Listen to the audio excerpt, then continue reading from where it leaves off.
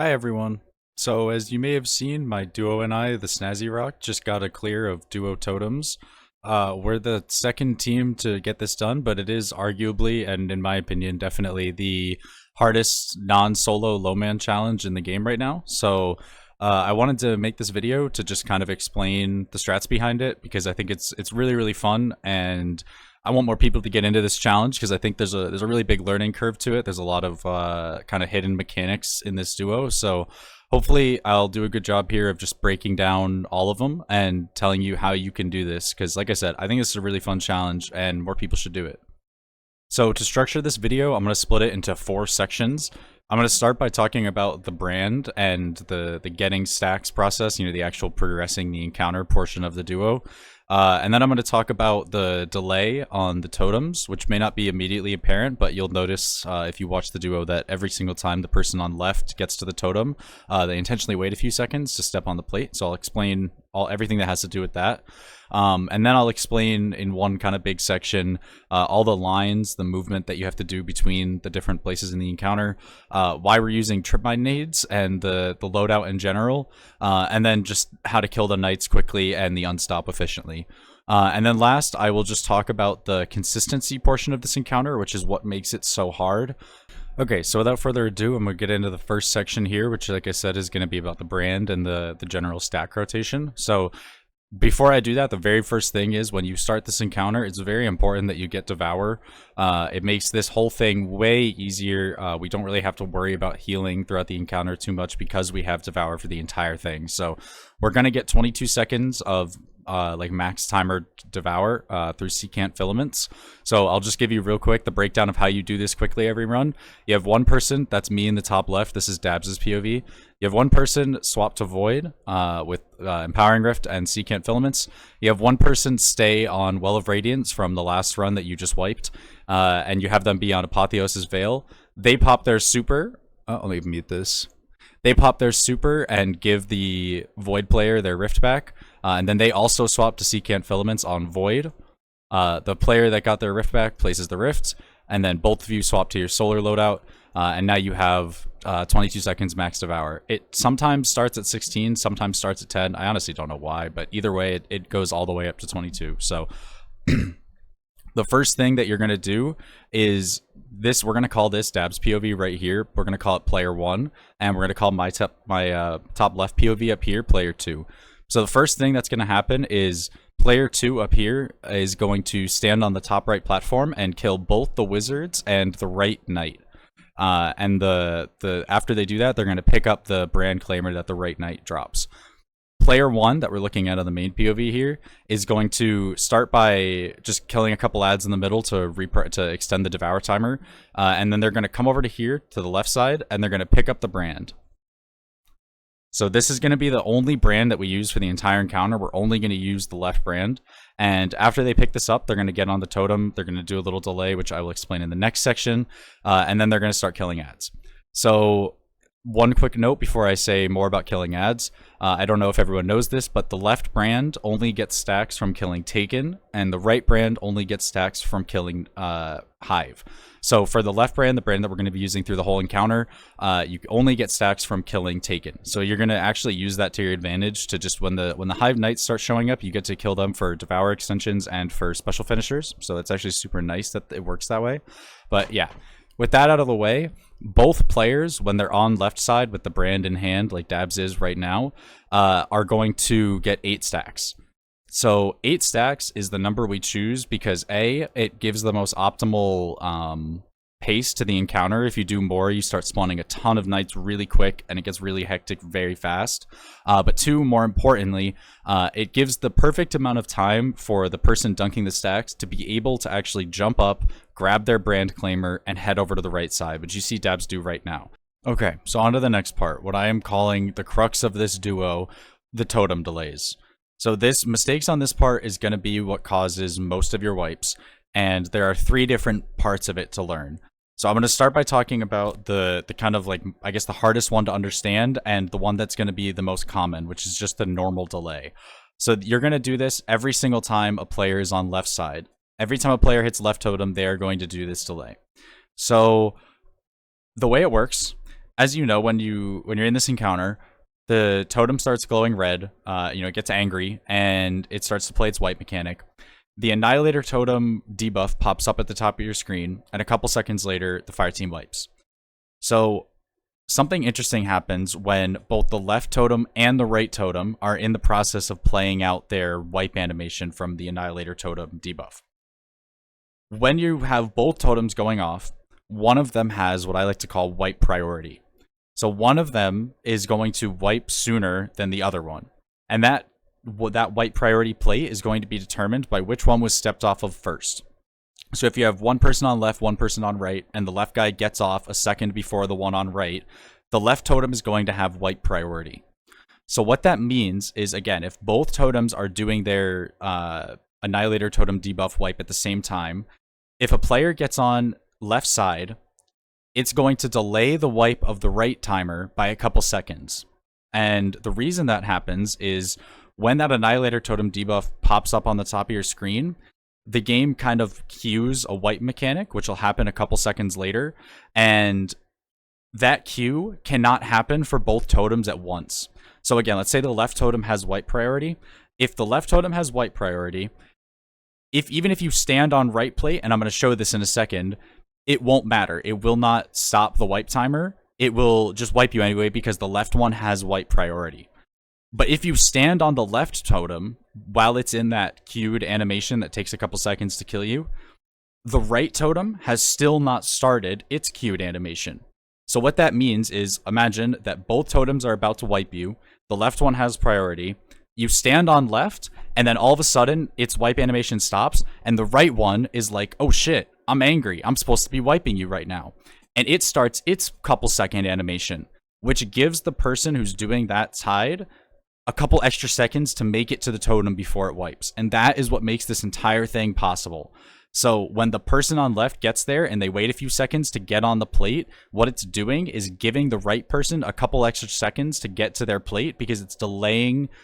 It's making it so their totem just cannot play its wipe animation until the left totem finishes its. So that's how it all works. How do you actually do it? So you see me on left side right now. This is in our clear. I'm going to come up to the left side totem, and I'm going to wait for a very specific cue. You see the Annihilator Totem buff pops up on your screen here. This is not what you want to go off of, and I'm going to explain why when I get to the second form of delay. But right here, this right here is not what you want to go off. What you want to go off is you see those red lines on the bottom left, and oh, you can't see the bottom right because of my overlay. But you see the bottom left right there? And play it again. A couple seconds after this comes up. See that wave that just came across my screen, and now there's these red lines in the bottom left, and just trust me, there's one in the bottom right too. When these waves of red come up on your screen, there's 3 seconds until the totem is about to wipe you. So you want to make the most of those 3 seconds by just standing next to the totem and waiting. So this part of the duo is unfortunately a little bit random because it's a little bit connection based. If you stand on this totem, sometimes the game is like, nah, I don't think so. And it just wipes you anyway. It's not a lot, and usually it can be mitigated by just getting on maybe half a second sooner. But just be aware, it can be very frustrating. If you stand on this totem and your ghost is like in the middle of it after it kills you, you probably just needed to get on like a half second sooner. So, as I said, I saw those red lines cross my screen. I waited, I think it was like 2 seconds in this clip because I know Dabs is on pace. He's doing well. He doesn't need the full 3 second wait. I'm just going to go ahead and get on the totem. If you watch this whole run, you will see a bunch of times where we comm to each other that we need a good delay. And what that means is we're on bad pace, something has gone wrong. I need you to juice the time. I need you to make the most of those 3 seconds and really wait till the last second to get on. And again, I have this clip here to just show, kind of demonstrate the totem delay a little more. Basically, in this clip, my teammate Lunar Sphinx that I'm getting this clip with is just, all I told him to do was get off of the plate a second before I did. So you see, they just got off of their plate, and now their plate has wipe priority, and mine does not.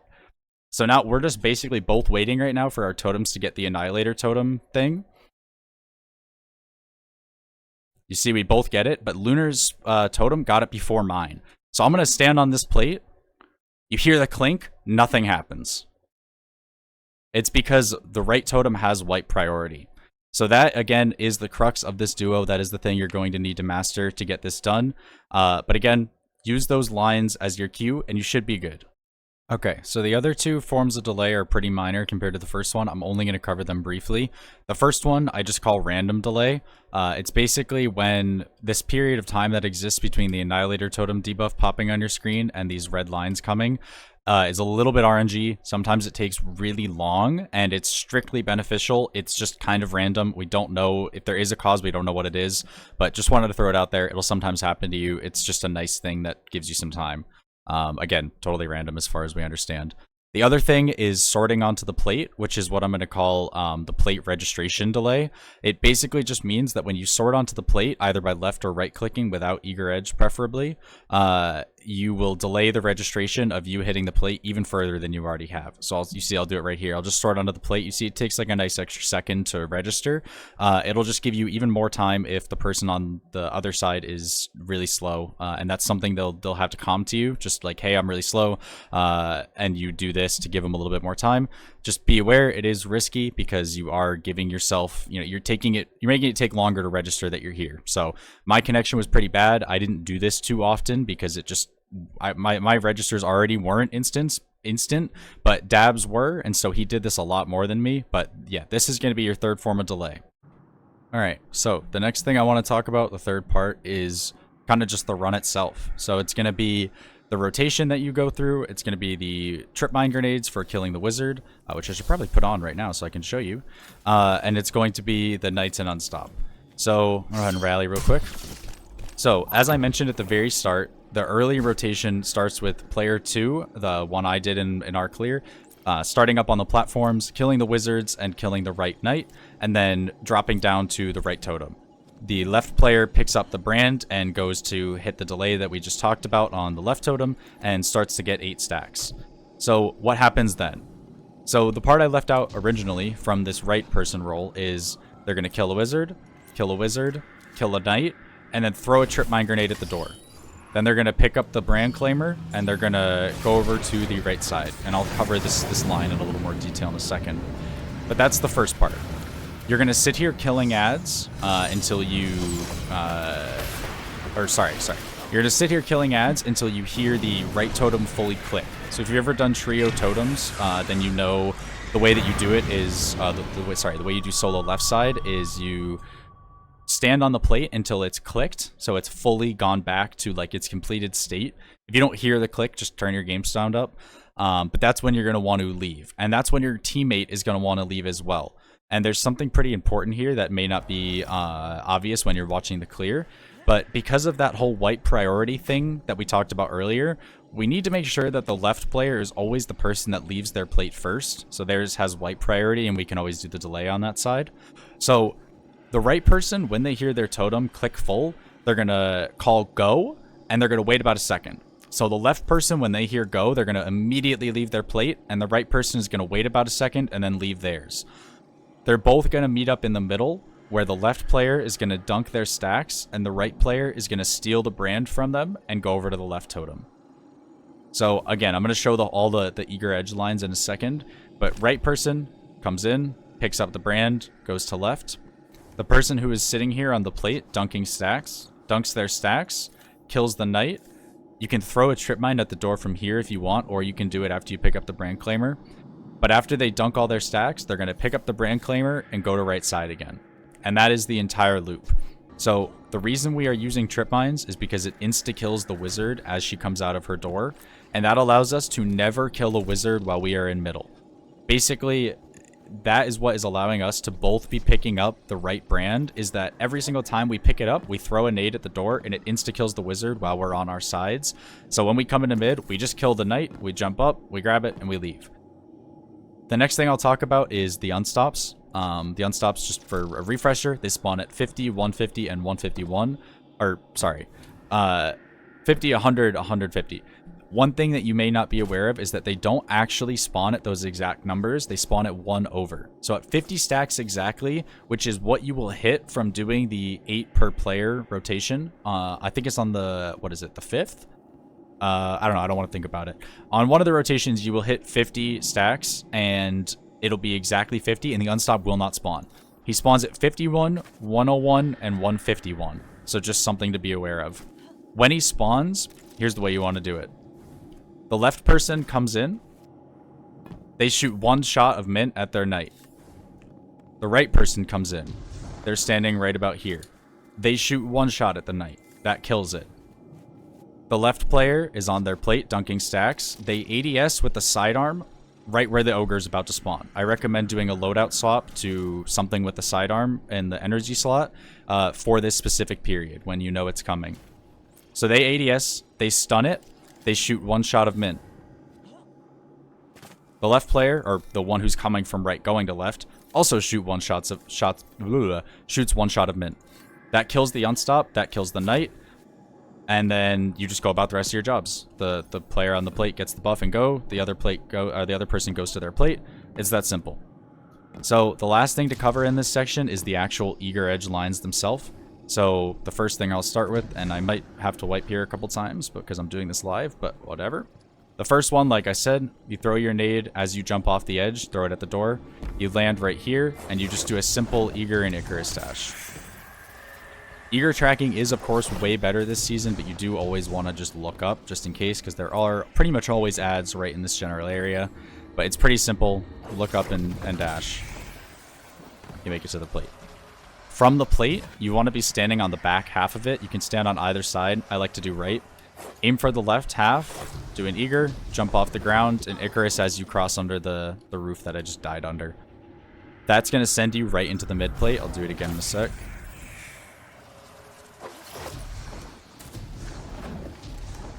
Do a little jump off the mountain. And right here is where the left player meets you. You guys both meet in this circle in the middle. So as you're flying through mid, just hold down your interact button to steal the brand. So I'll do it right here. Right now I'm holding my interact key, and this is where I'd steal it. And then I just kind of keep my momentum going over to the left side. Because you're doing the delay, you don't really have to get over here quickly, which is why on the unstop round you have enough time to sit here and shoot mint at the unstop in the night. But come over here, you wait your 3 seconds, you get on the plate.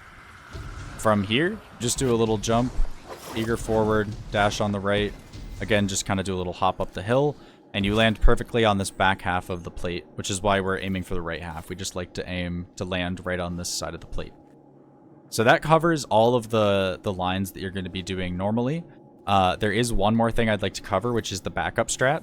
So like I mentioned at the very beginning, the first thing the player does is they kill both wizards. At some point, you'll kill this knight over here just because he's a nuisance. If the wizard does not die for some reason, if someone forgets to throw a nade or doesn't have time or she doesn't die, whatever, what you're going to want to do, because it takes too much time to kill the wizard and the knight after it spawns, you're going to just jump up. You're going to pick up the brand that's right here, and as soon as you pick it up, pull out your Eager and dash towards this side. Once you make it to this part, just kind of do an Icarus dash under the roof, and then you do a second sword over to the totem, something like that. That will save your run. We actually had to do that in our clear. So in this clip, you can see me do this. So I come into mid at our 150 mark, where the unstop is here. And Dabs unfortunately did not get a nade on the door the last time, so the wizard is very alive. So after I finish dunking, I pick up this brand, and I skate over to this side using this brand, which you do have enough time to do. It's just much tighter. You don't want to be doing that, but you can if you have to. So I think that about sums it up. That gives you all of the lines, the whole rotation, and all of the decision making. So with that, I'm just going to wrap it up by talking about kind of the mentality of how you want to do this encounter. Okay, so before we actually get to the last section, I forgot I didn't talk about the loadout, so I'm going to do that really quick. For weapons, you're just going to be running a mint retrograde with rewind and elemental, preferably a mag perk. It's pretty self-explanatory. Don't think I need to explain this one. Choir, you're going to want to use onslaught instead of d-staves so that you don't nuke all your ads on the left side. An eager edge sword with any perk, doesn't matter. Subclass, Well of Radiance for well lines. Phoenix Dive is very nice for stopping those well lines. Either melee is fine, it's just preference. You're going to need your tripmine nades. Shout out to my beautiful wife Spite. Helion is very nice on right side, and you don't need any of the other aspects. And then obviously Icarus Dash. And then these are going to be your 4 fragments. All of these are very nice in keeping your rotations going and giving you your abilities when you need them. So that's it for the subclass. We're going to be running Karnsteins with 200 weapons, because that'll just solve all of our ammo issues. 40 class is what you want to always have your class on right side, and then you probably need about 7 nade. I just have 100 on this set, and the other 3 really do not matter. For mods, you're going to be running, this should be a Void Siphon right now, or a Special Ammo Finder, a second one. It's up to preference. You don't really need the second one. You also don't really need the Void Siphon. It doesn't really make a difference. Here you're going to want a Void Loader and a Shield Break Charge. This is going to proc on the Wizard every time she dies to a Trip Mine. Chestplate, Arc, and Void Resist, and a Void Ammo Gen. Boots are going to be stacks on stacks and double scav. And then the class item is going to be a Special Finny, a Powerful Traction, and then whatever. I had really low melee, so I figured I'd just run an Outreach. And that should cover all the loadouts. Basically, none of these artifact mods matter. The only thing that'll do something for you is Radiant Shrapnel is kind of nice on right side. And then obviously you're going to want Unstop Sidearm so that you can have a swap to and a Rocket Sidearm to stun the Unstop. And then this is my Secant loadouts here. Just make sure you have Echo of Persistence on your Void subclass. Also, I just want to give a shout out to Vesper of Radius. If your teammate forgets to swap to Apotheosis at the start, just put this on, walk up to the ads. You don't have to wait a minute. So the last thing I wanted to say in this video is I just want to talk about consistency. Consistency is what makes this encounter so hard. It is not that hard to do one single rotation, but it is hard to do it for 12 minutes straight. As much as it is tempting to try to lower the time by making better, faster lines or getting more than 8 stacks every time, I can promise you it is not worth it. The loss of consistency means you get way less runs in less often, and it means that on the later half of the run, you are going to be so nervous, and it's going to be so hard to hit those really precise timings that like faster strats require of you. So I really recommend find things that are consistent for you and your duo and stick to them, because that is what's going to get you to the clear. This is a high learning curve encounter. It takes a really long time to get consistent at, and even though we're the second clear, so the batch of people here is only 2. Me and Dabs have over 100 hours in the encounter. The first team that cleared also had over 100 hours in the encounter. I don't think it'll take that long to learn this season, because it got so much easier this season, but do not beat yourself up if it takes you a while to internalize these timings, because it is such a muscle memory based activity, and that takes time. So thank you for watching this video. I really appreciate taking the time to listen to me yap, and I hope you found it interesting or helpful if you're crazy enough to run this. But I do hope that more people are crazy and I get to see more clears of this season, because it really is such an awesome challenge. There's nothing in the game that is this demanding except for some solo stuff. So thank you for watching, like I said, and I will see you next time.